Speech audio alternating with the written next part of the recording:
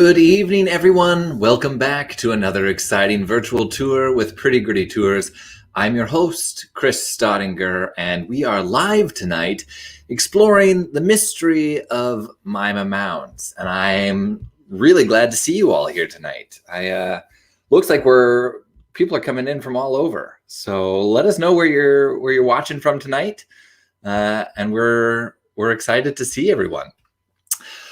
I always encourage people to comment, ask questions, and of course, correct me when I step out of line on any particular historic facts. But tonight is a really exciting endeavor because we are venturing into the unknown, into the depths, because the definitive answers for this one aren't necessarily known or agreed upon. So we're going to do our best to unravel the mystery of Mima Mounds tonight, but it's really up to you by the end of this. So let's see where everyone's coming from. It's good to see you all. If you're not familiar with Mima Mounds, this will be a crash course for you here in the beginning. But just outside of Olympia, Washington, there is a Gary oak forest and prairie land that is home to the Mima Mounds. And these humps, they're mounds in the earth, thousands of them, usually about 6 to 10 feet high and sometimes averaging 30 feet across. And the origin of them has baffled people for hundreds of years. Today, you can go and visit them. It is a wildlife refuge that is under the stewardship of the Department of Natural Resources within the United States. And as long as you have a discovery pass, you can park in their lot and then walk through the Mima Mounds. And the easiest way to get it is essentially, if you're coming from the north or the south, go on I-5, turn past Olympia, and then find your way out towards the small town of Little Rock. And by the time you're at Little Rock, you'll find yourself out there. And even from the Google Earth image here, you can see that the mounds dominate the landscape out there. Once you're actually at the nature reserve, you have a series of interpretive trails that you can explore and this small mound-shaped observation deck so that you can go out and look at the area. And it's famous not just for the mounds, but it's been culturally and geologically and environmentally significant to the area for arguably 11,000 years. The mounds also aren't unique to our area. Not just throughout the United States, but actually across the world, there's a reoccurrence of these Mima Mounds that can be seen again and again. And throughout all these various places, the mystery still stays upon them. But the earliest recorded knowledge that we have of Mima Mounds actually comes from ours right here just outside of Olympia. So if you're not excited yet, let's whet your appetite perhaps a little bit more. I'm going to give you guys an opportunity to sort of fly over the mounds really quick so that you can really appreciate the truly bizarre weirdness of this area.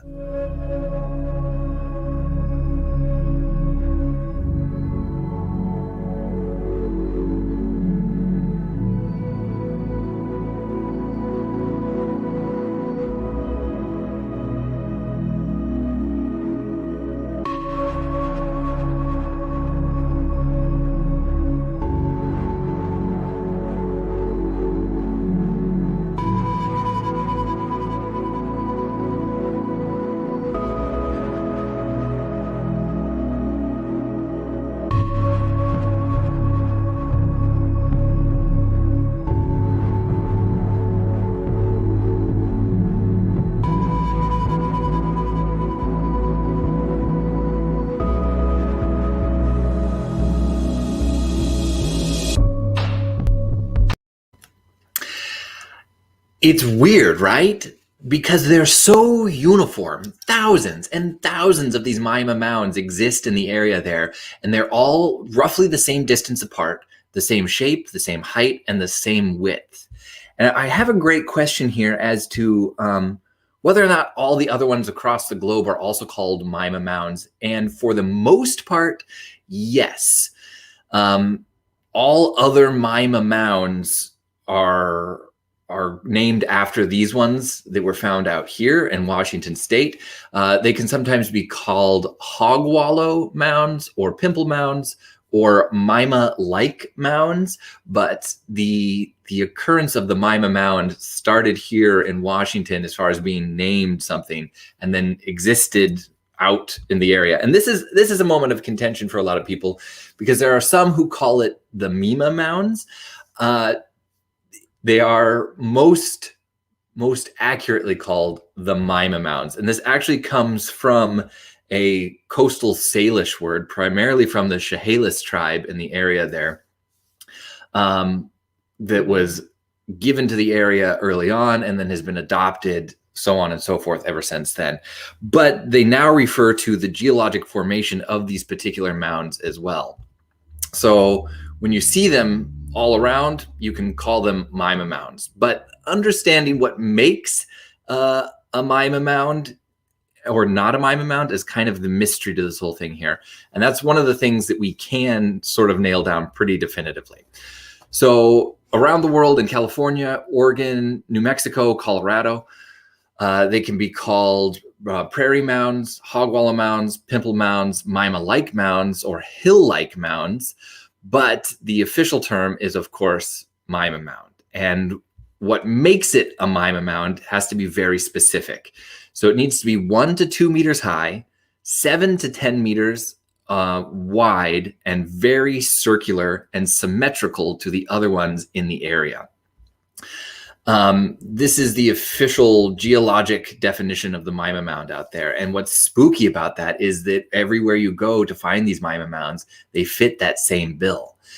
Trying to understand how they have arrived here has been the thing that's been baffling scientists from the start, because they've been here for as long back as anyone can remember.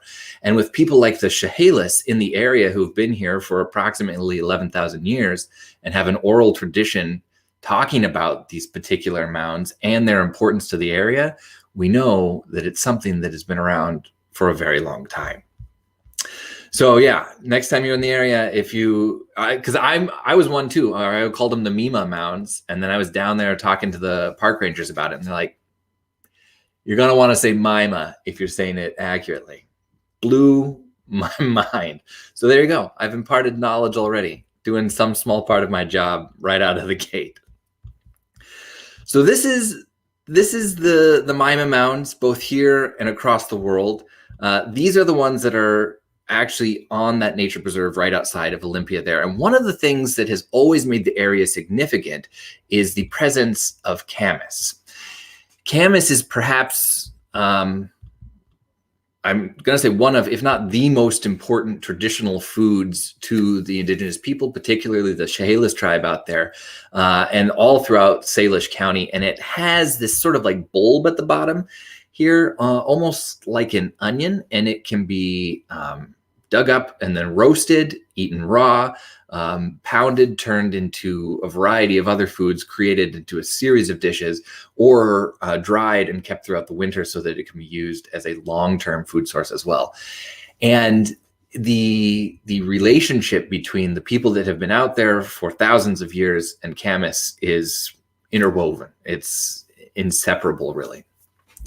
It's important to note, though, for you would-be horticulturists out there, that this is death camas. Now, the purple flower is camas, the white flower is death camas, and as the name might suggest, it will kill you. It's primarily a problem for livestock. Sheep can die pretty quickly just from having a little bit of it, and it has often been specifically removed by indigenous peoples out there just to get it out of the area. But death camas and camas look very similar. They also bear a striking resemblance to the edible wild onion. So if you are going to go out and try your hand at gathering wild camas and eating it, make sure you know what you're doing. So you just never know. Let's see. I'm going to check. Yeah. So a lot of people, you've already got your theories out here. They're endless, right? So the first sort of talking about how the mounds arrived is actually from the Chehalis oral tradition that there was a great flood in the area. I'll actually share the link to the story. It's about thrush not wanting to wash their face. It's a great story. But essentially, the area floods in this oral tradition from the Chehalis tribe, and that when the water recedes, there are these islands left over, and that inside of them are these skeletal remains of porpoises and whales.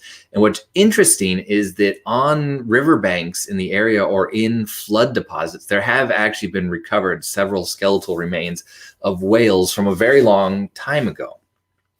Nothing like that has ever been found inside of the Mima Mounds, though, so the mystery continues beyond that. If you're interested in learning more about that, I can share the link with you guys later, but the Native Oral Histories in Upper Chehalis Prairie Origins by Dr. Linda Storm has a lot of good information on this and talks actually about not just the Mima Mounds being part of that oral flood tradition, but also the original indigenous name for this area refers to it as a place where a giant lizard or reptile's hide was stretched out to dry and then chopped up and given to the various peoples in the area. And then it refers to that scaly, sort of pockmarked hide out there. For us, looking at the area, you can see that it has flooded regularly from essentially the dawn of time onwards. These are pictures from the Chehalis Valley, and then this one is actually from Centralia back in 1933 is when Centralia flooded.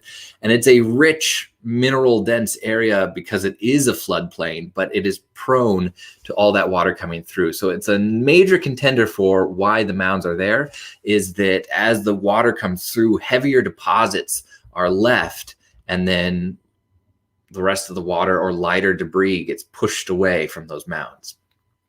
It's no longer a top contender for the working theory, but I want to give them to you at least so that you have good information. Like I said, the first time that we see something recorded about the Mima Mounds is actually from the Charles Wilkes expedition.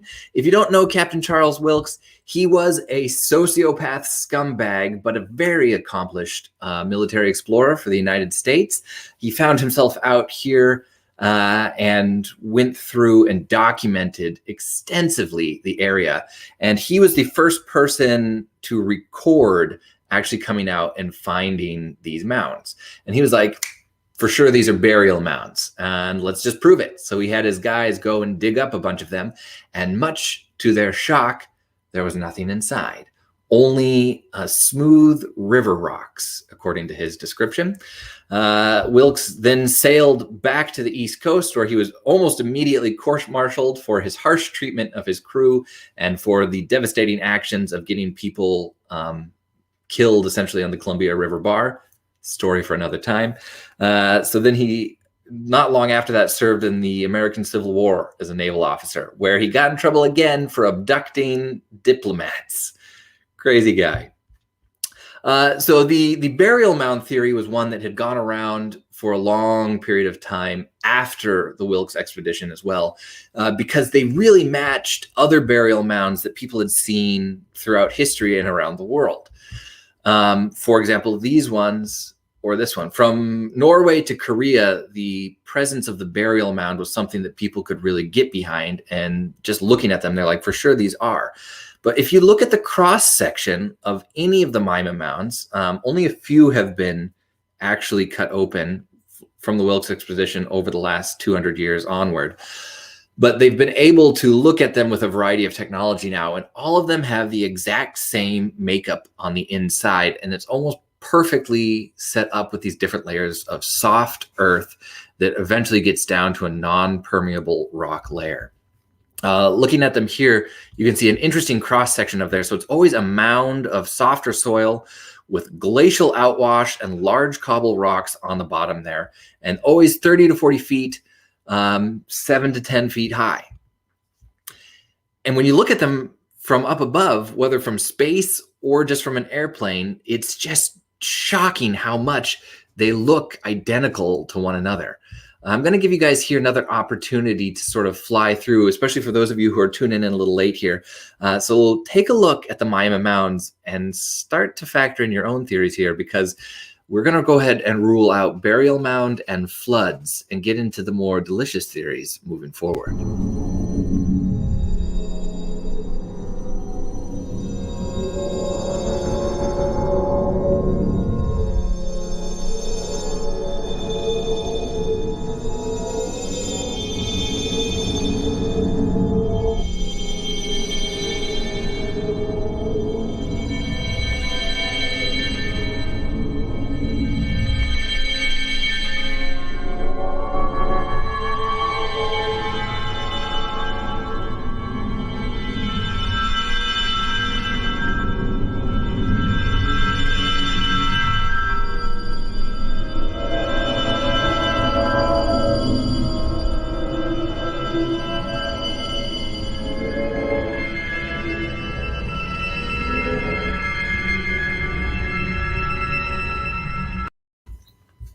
And yes, for those of you who are already voicing concern over my perhaps harsh judgment of Admiral Charles Wilkes, yeah, you're not wrong.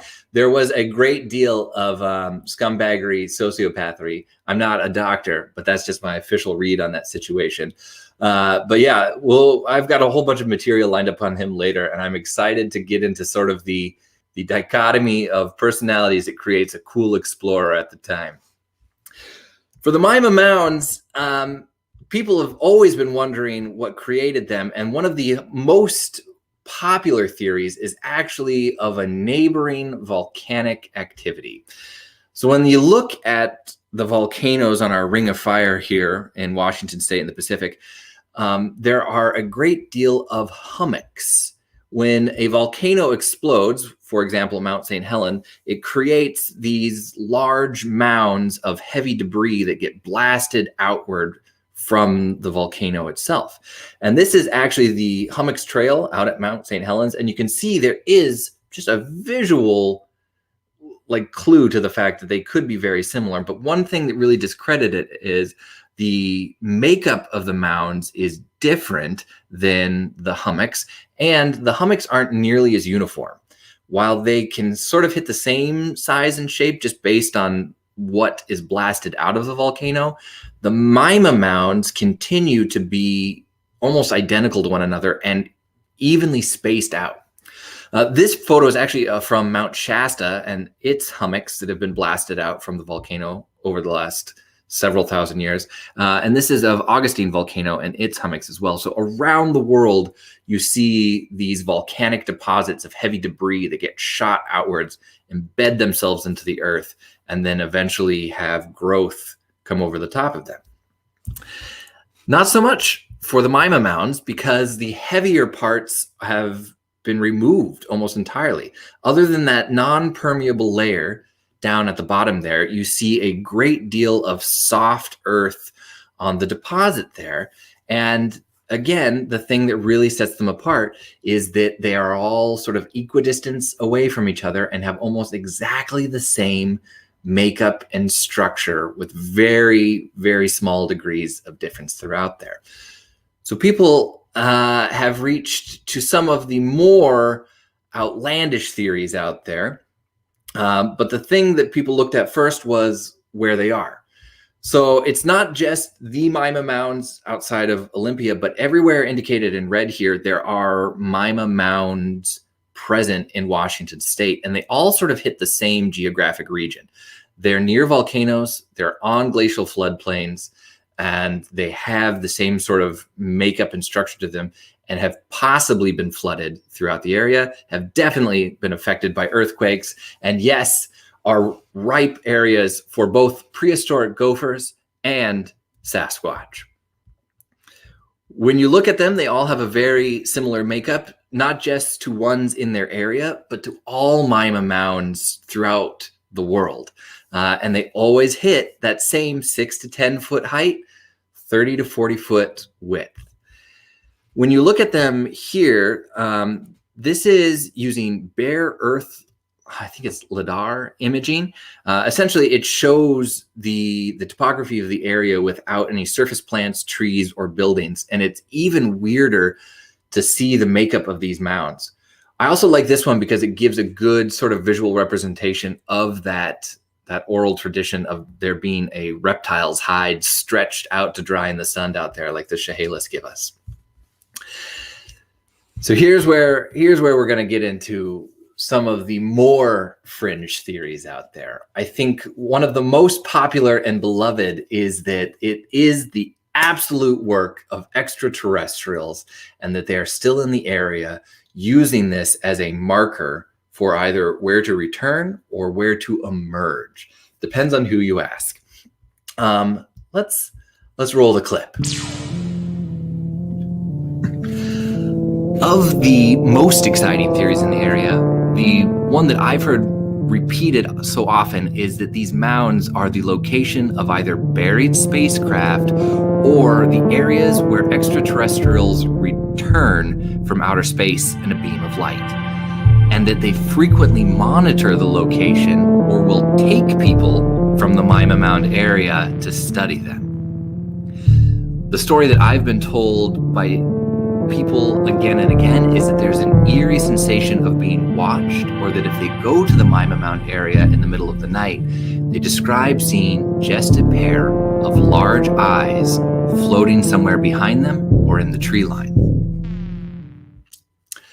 Now, I can't speak to that myself, having never experienced it, but it is definitely one of the competing theories that extraterrestrial life has come across the world and left their signature here in the Mima Mounds, all the way from South Africa to Washington State, and that they are using this location to return again. Of weird stories in the area that sort of back this up, one actually comes from 1948, where on January 6th, a woman named Mrs. Bernice Zakowski was standing outside of her farmhouse, according to her, on the outskirts of the Chehalis area, when something in the air attracted her attention. She goes over to her barn, and there, hovering above it, is what she describes as a man, 20 feet above the roof of the barn, just hovering, and then flew around the barn in just slow circles. And according to her, he had a set of silver wings that were fastened to a kind of harness. She ends up calling the authorities, but by the time they arrived, the mysterious winged man had already disappeared from the area.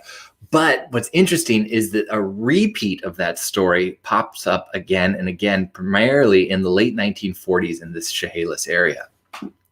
A lot of people think that it might be connected to the Maury Island incident, up in Tacoma area here, which is the first documented arrival of the Men in Black, when someone called in seeing what they described as a flying saucer out by Vashon Island, and these two nondescript government agents in black suits showed up to take his statement. There was an uptick of what people described as extraterrestrial or flying saucer activity in Washington State in the late 1940s. And interestingly, a lot of it spanned in the location from the Chehalis area over to Mount St. Helens, with a lot of mysterious lights in the sky, craft going around, and then a disappearance of it. There was supposedly an uptick in that activity again in early 2000s, and it was focused once more in the same area, sort of right around Mima Mounds. Another major contender for weirdest things that have happened to it are that they are sacred mounds created by none other than Sasquatch Bigfoot himself. The oral tradition of Sasquatch in the area has been around since the very beginning. The Chehalis tribe in particular has a long-standing story of Sasquatch primarily located in this area, but nothing necessarily connecting him or her to the Mima Mounds. But speculation abounds as to whether or not Sasquatch is responsible for these mines or Mima Mounds, not just in their creation, but also in their upkeep. People have had several Sasquatch sightings in the area of what looks like a very large figure running very quickly across the Mima Mounds in the middle of the night. Whatever your takeaway from that, today, when you go out there, it is always open. year-round and has quite a bit to offer for it, not just in its really weird geography and topography, but also in taking a look backwards throughout the history of the state. It's not just the camas that grows out there, but a huge variety of medicinal and edible plants that have been important to the area for thousands and thousands of years continue to grow, and it can be used as an educational stop for a lot of people out there. Also, it makes a great location to take the family. Because it has a series of trails throughout the 600 and I believe 37 acres of nature preserve out there. So if you just happen to have a couple of adorable children like myself, and you want to take them out running through the area, it really is a great place. They do have ADA accessible trails as well, but then they get a little more rugged off the beaten path as you move farther south throughout the mounds. And again, like I said early on, it's an interpretive trail. So if you find yourself out there just trying to do some research on it, they have a lot of good information in that sort of observation kiosk out there. But the mystery remains for you to solve. Here are the best theories, I think, for anything. Number one, there is a lot of talk about this being sun and ice melt, that over thousands of years, you would get this layer of snow and ice that the sun would melt indentations in it.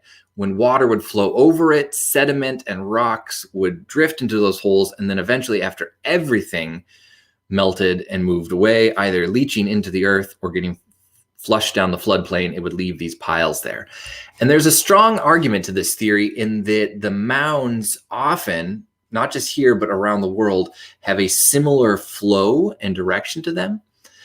Now, chicken and egg here, whether or not the mounds existed and then would get flooded and then just drift downstream with the water going towards it, or whether they were deposited by these floods out there, is probably the biggest area for argument on this sort of flood theory. And a lot of it stems from glacial floodplains. I think I've got a good picture for you here. Yeah, so when you look at the areas in green here, these are the presence of Mima Mounds throughout the United States. And the areas in that sort of icy blue are areas that had continental glaciers during the Ice Age. And you can see they don't really match up. While you could make the argument for some of the northern Mima Mounds, to have the exact same structure on Mima Mounds in the southern United States that didn't have continental glaciers is a stretch there. Which leads us to our next competing theory at how shapes like this could get formed. And this it's gonna be a wild ride, but earthquake. I would say the second most highly distinguished and embraced theory is that earthquakes shake the area, obviously, but then create areas where certain sediments can actually liquefy and then sink into the earth, leaving heavier, denser, or larger objects on top. But again, when you look at sort of the cross section here, it doesn't really match up perfectly, because you've got these presence of areas that are affected by earthquakes here in purple, and they don't mesh perfectly with areas where you have Mima Mounds. And again, the thing that makes this so important is that the Mima Mounds throughout the US and the world are so identical to one another. So perhaps the most embraced theory to this whole situation is gophers. Prehistoric gophers were originally brought to the table of scientific thought back in the 1940s, when a particular geologist and scientist was like, I think gophers have been building these mounds. And the theory was almost laughed off the face of the planet right away, because things that disprove it are the fact that no gopher could create in its lifetime a mound that would look like this. It would be the equivalent essentially of a single person building a pyramid by themselves. The other thing is that so many of the gophers throughout the United States, prehistoric or modern, throw their dirt in a specific pattern so it wouldn't show up in this uniform round mound like this, and certainly not 10 feet high and 40 feet wide. You could perhaps get a smaller mound of a uniform density with sort of that territorial dispute there. But to get something like the Mima Mounds just from a gopher seemed comical. But a little more research went into it, and the theory that popped up later was that a family or a dynasty of gophers could possibly do this. So when you are looking at prehistoric gophers, they were quite large. So that was the first thing that someone was like, hold on a second, what if it was a really big gopher? And eventually that theory sort of went by the wayside as well. But what brought it back to the table to really be looked at was, let's see if I can find him here, this adorable fellow right here, the North American pocket gopher. Now, the pocket gopher is unique because when it removes dirt from its burrow, it brings it straight up and then just deposits it in a perfectly circular mound. The scientists that were looking at this at the same time then factored in other theories to this whole thing, including the flooding. Realizing that nature doesn't exist in a vacuum, they tried to see if there were perhaps competing factors and theories that could support one another. And the idea that a gopher naturally seeking drier area would continue to come back to the same area started to catch popularity. So stick with me here. You have 10,000 years of gophers living in an area where it's easy to dig up the soil, but it floods frequently. As that area starts to flood, these gophers naturally are drawn to areas that are elevated, and they are brought back to family homes because those areas have already been elevated by previous gophers. So they create a small mound. The next generation of gophers moves into that same area, goes to it because it's elevated from the floodplain, and continues to raise it up again and again over not just several hundred, but several thousand years. When you look at the map, areas that have gophers, particularly pocket gophers, and areas that have Mima Mounds, it has the best fit of any of the competing theories in the area. Mash that up with the other maps, which you can see don't have the same level, and then you look at the pocket gophers in particular that create those cylinder or those circular mounds, always up from the same area, and then you factor in the fact that over all these years you would again and again get gophers returning to the same area, creating the same mounds, and people were like, hey presto, I think that might work. The problem was, it's a scientific theory and it has to be proven in an empirical scientific way, and they didn't have 10,000 years to sit around watching gophers dig homes. So a scientist was like, you know what? Why don't we create something to address this question? So in the university or San Jose State University in California, a geomorphologist, which is a great title just across the board, named Emmanuel Gabet, came up with this computer model that would essentially look at the way that gophers built their homes. And it matched up perfectly. They could find that a gopher could, in its lifetime, create 24 to 30 centimeters of elevation on this mound, and that it would have the same radius as, for example, a Mima mound. And then they plugged it in with that data and just watched the years go by, which is what you get to take a look at right now. So this is a computer projection of a colony of pocket gophers building their mounds over a series of hundreds of years. And as you look at it, you will hopefully notice a very similar structure to something that you've already seen here again and again. They bear almost an identical semblance to the Mima Mounds.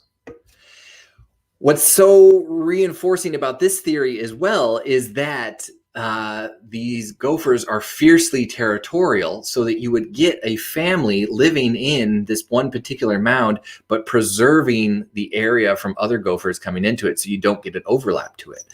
And what's so great about that is that it creates one of the most important geologic features of the area, which is these indentations in between the mounds, which create vernal ponds.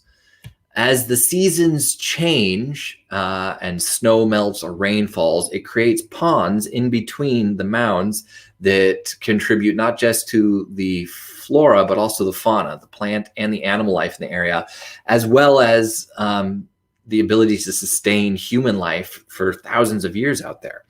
So currently, believe it or not, pocket gophers, and that's an important distinction, not just any gopher, but North American pocket gophers are responsible for creating one of the most bizarre and unexplained geologic features throughout the world that we know of. And honestly, if you look at this little sucker right here, it kind of supports the extraterrestrial theory for me as well, because yikes, anything that's teeth don't stop growing for the remainder of its life, not for me, sir.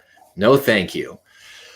So now, with the context of pocket gophers creating I guess you could say, a burial mound, a home, a dynasty, a palace, whatever you want to call it, a family colony organization, and changing the landscape literally for years to come, you can look at the Mima Mounds with a new appreciation, I hope.